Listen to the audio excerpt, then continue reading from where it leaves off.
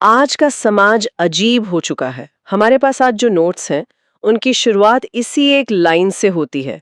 और ये लाइन सिर्फ एक बयान नहीं है, ये आज के दौर का एक एक्सरे है।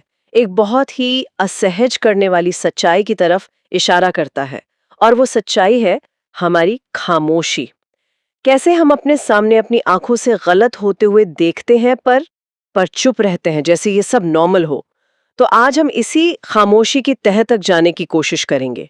ये समझने की कोशिश करेंगे कि ये चुप्पी आई कहाँ से और ये हमें और हमारे समाज को कहाँ ले जा रही है। और ये समझना मुझे लगता है इसलिए भी जरूरी है क्योंकि ये किसी एक इंसान की कहानी नहीं है।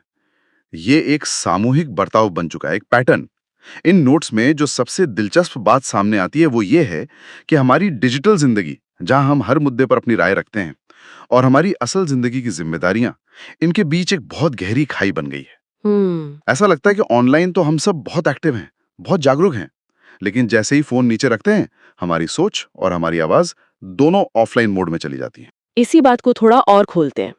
इन नोट्स में एक उदाहरण दिया गया है जिसने मुझे सच में सोचने पर मजबूर कर दिया कि आज अगर सड़क पर कोई मुसीबत में है तो अक्सर लोग मदद के लिए हाथ बढ़ाने के बजाय जेब से कैमरा निकाल लेते हैं। और इसके पीछे जो सोच है वो हम सबने कभी ना कभी महसूस की होगी।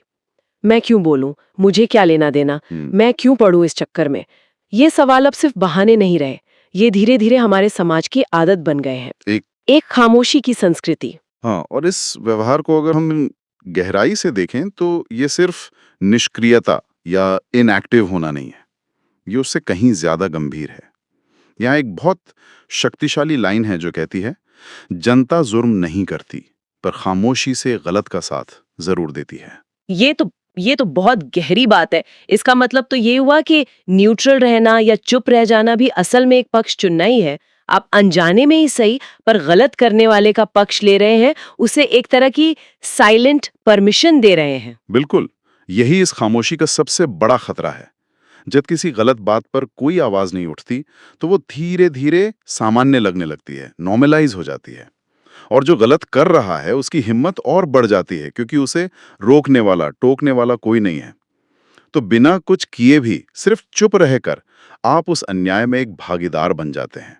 ये एक मौन सहमति है जो जो जहर की तरह समाज में फैल रही है। और ये खामोशी का जहर सिर्फ आम लोगों तक ही नहीं है, इसका सीधा कनेक्शन उस सिस्टम से है जिसमें हम रहते हैं।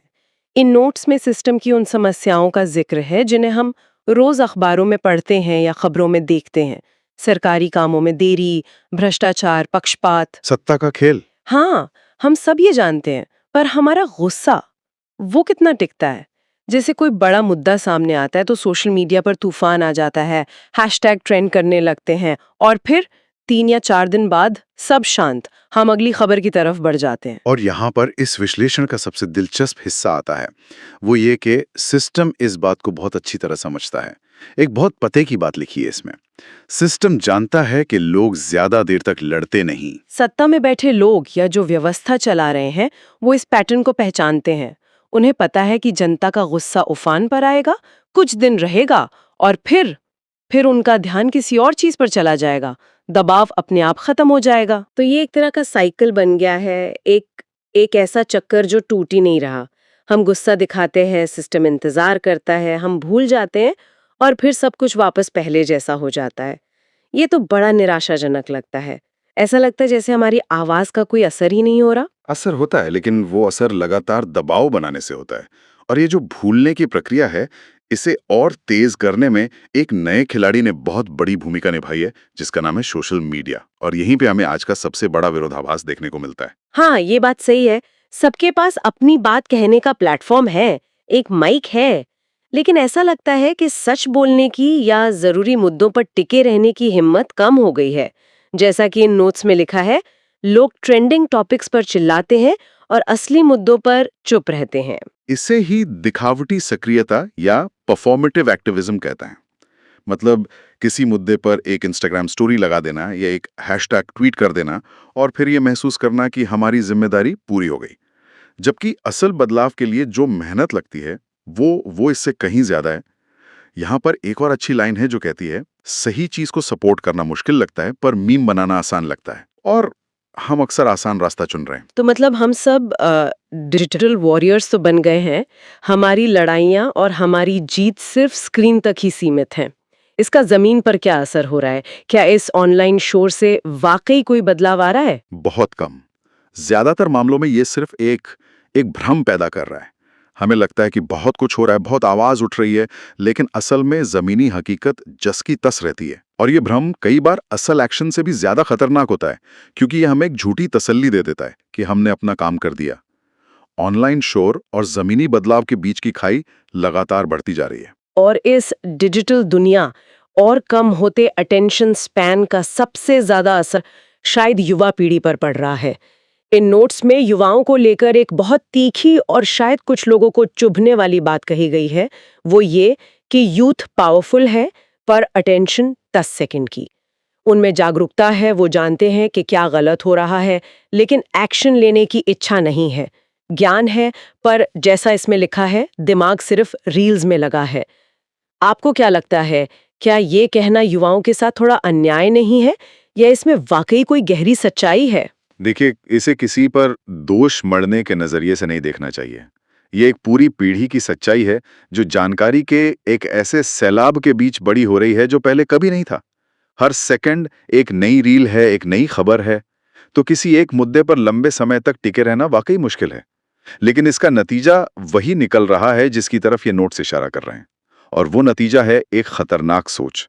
ये मेरा प्रॉब्लम नहीं। जब तक कोई चीज सीधे तौर पर उन्हें प्रभावित नहीं करती, तब तक वो उनकी लड़ाई नहीं है। और यहीं पर ये विश्लेषण एक चेतावनी देता है। आज की ये निष्क्रियता, ये मेरा प्रॉब्लम नहीं वाली सोच, इसके बहुत दूरगामी परिणाम होंगे। एक लाइन है जो सीधे आज के युवाओं से बात करती है, लेकिन जब तुम्हारी बारी आएगी, तब तुम्हें भी यही सिस्टम और यही खामोशी मिलेगी। बिल्कुल, ये बहुत गंभीर बात है। इसका मतलब है कि आज की चुप्पी कल के भविष्य को बना रही है। जिस उदासीन समाज और जिस ढीले ढाले सिस्टम को हम आज अनदेखा कर रहे हैं, वही कल हमारे सामने एक बहुत बड़ी चुनौती बनकर खड़ा होगा। तब शिकायत करने का भी कोई हक नहीं रहेगा, क्योंकि जब उसे ठीक करने का मौका था, तब हम चुप थे। हम अनजाने में एक ऐसा भविष्य बना रहे हैं जिसमें कोई किसी के लिए खड़ा नहीं होता। और ये सारी बातें घूम फिर कर एक बहुत ही बुनियादी और बड़े सवाल पर आकर रुक जाती हैं, इंसानियत का सवाल। इन नोट्स का शायद सबसे गंभीर हिस्सा यही है, जहां कहा गया है कि इंसानियत धीरे धीरे खत्म हो रही है। एक जमाना था, जैसा कि इसमें बताया गया है, जब मोहल्ले में किसी के घर कोई दिक्कत होती थी तो पूरा मोहल्ला एक परिवार की तरह खड़ा हो जाता था। लोग एक दूसरे के हक के लिए लड़ते थे। और आज हम बगल के फ्लैट में क्या हो रहा है ये भी नहीं जानना चाहते। इस बात को ये विश्लेषण और गहरा करता है। वो कहता है कि हम अपनी रोजमर्रा की जरूरतों, रोटी, बिजली, पानी, सड़क के लिए तो लड़ते हैं, आवाज उठाते हैं, और वो जरूरी भी है। लेकिन वो सबसे बुनियादी चीज जो एक समाज को समाज बनाती है, यानी इंसानियत, संवेदना, एक दूसरे का दर्द महसूस करना, उसको हमने कहीं बहुत पीछे छोड़ दिया है। यही वो डार्क रियलिटी है जिसे ये नोट्स उजागर करना चाहते हैं।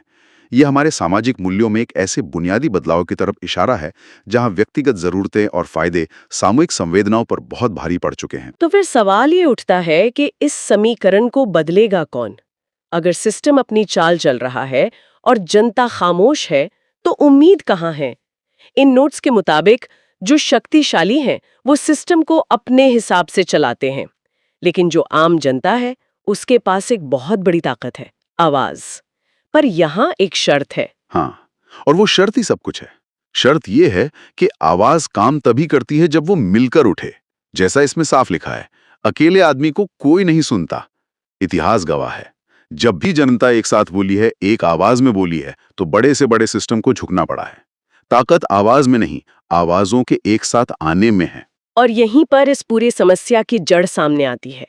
गलत इसलिए नहीं जीत रहा कि वो बहुत ताकतवर है, बल्कि इसलिए जीत रहा है क्योंकि हम एक साथ नहीं हैं। इन नोट्स की एक लाइन इस पूरी बहस का सार बता देती है। गलत इसलिए चलता है क्योंकि हम बटे हुए हैं। बिल्कुल, और हमें बांट कर रखने वाली वो एक सोच है जो हम सबके मन में कहीं ना कहीं बैठी हुई है। मैं एक अकेला क्या कर लूंगा। यही एक अकेली सोच सिस्टम की सबसे बड़ी ताकत है और जनता की सबसे बड़ी कमजोरी। ये सोच हजारों आवाजों को उठने से पहले ही दबा देती है। जब हर कोई यही सोचेगा कि उसकी आवाज से क्या फर्क पड़ेगा, तो कोई आवाज कभी उठेगी ही नहीं। ये एक मनोवैज्ञानिक जाल है जिससे हमें बाहर निकलना होगा। सही बात है। तो इसका मतलब ये हुआ कि जिम्मेदारी सिर्फ सिस्टम पर नहीं डाली जा सकती, हमें अपने अंदर भी झांकना होगा।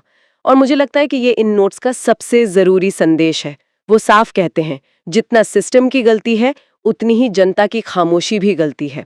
हम वोट देते हैं लेकिन उसके बाद की जिम्मेदारी नहीं लेना चाहते।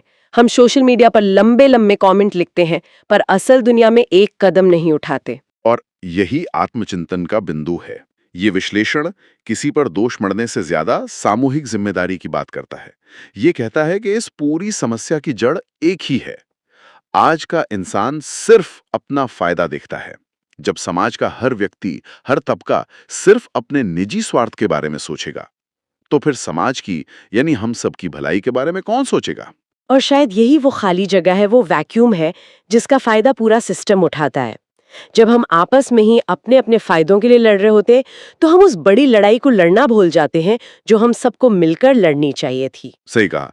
जब हर कोई सिर्फ अपनी थाली की चिंता करेगा, तो पूरे समाज की भूख कौन मिटाएगा? तो आज की इस पूरी बातचीत को अगर हम समेटें, तो हमने चुप्पी के खतरे से बात शुरू की और देखा कि कैसे हमारा कुछ दिनों का गुस्सा, सोशल मीडिया का भ्रम, युवाओं के सामने की चुनौतियां और हमारी बटी हुई ताकत, ये सब मिलकर एक ऐसा खतरनाक माहौल बना रहे हैं जहां गलत काम करना आसान और उसके खिलाफ बोलना मुश्किल होता जा रहा है। इन सब के बीच जो सबसे कीमती चीज हम खो रहे हैं वो है इंसानियत। इन नोट्स का जो आखिरी संदेश है वो कोई सलाह नहीं है, बल्कि एक सीधी अपील है। देखना मत, करना शुरू करो, गलत के सामने खड़े रहो। और ये नोट्स इस विचार पर खत्म होते हैं कि जब जनता जागती है तभी देश बनता है। इस पूरी चर्चा के बाद मुझे लगता है कि सबसे बड़ा सवाल ये नहीं है कि कौन बोलेगा, असली सवाल ये है कि अगर हम नहीं बोलेंगे तो कौन बोलेगा। और शायद उससे भी बड़ा और जरूरी सवाल ये है कि अगर अभी नहीं बोलेंगे तो कब बोलेंगे।